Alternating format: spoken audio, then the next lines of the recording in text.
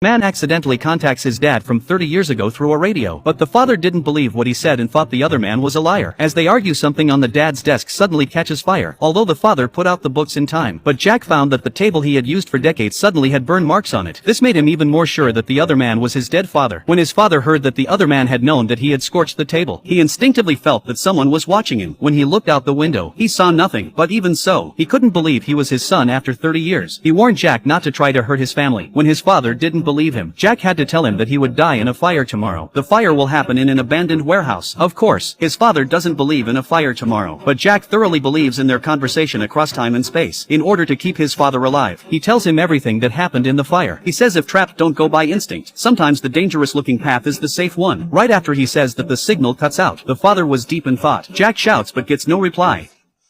Jack tells his best friend about it, but the friend thinks Jack just misses his dad too much. But when his father went to work at the firehouse the next day, he found out that the score of the baseball game was the same as what Jack had said last night. While he was puzzled, a fire alarm suddenly came over the radio. It was as if everything was going the way Jack said it would. On the way, he thought maybe it was all a coincidence, but when he gets to the fire scene, he sees Jack was right. Hearing people are trapped, he rushes inside. The warehouse was already on fire, and there were violent explosions.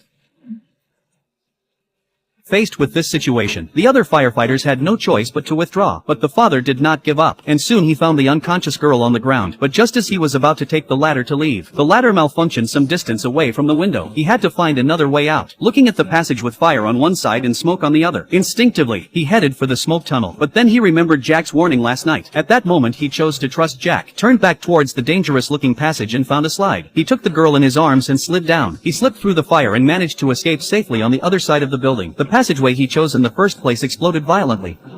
Meanwhile, Jack's mind was suddenly filled with new memories of his father. He can't tell if they're real. He asks his friend how his dad died. The friend says it was lung cancer from smoking 10 years ago. Jack realizes he really changed the past. So he said goodbye to his best friend and returned home. He found everything about his father in a box, and it was clearly written that his father had risked his life to save a little girl's life. Back home, Dad now believes Jack is his future son. He turns on the radio to contact Jack, but there's no response, so he carves a message into the desk. Jack quickly realized that the writing that had appeared out of thin air on the table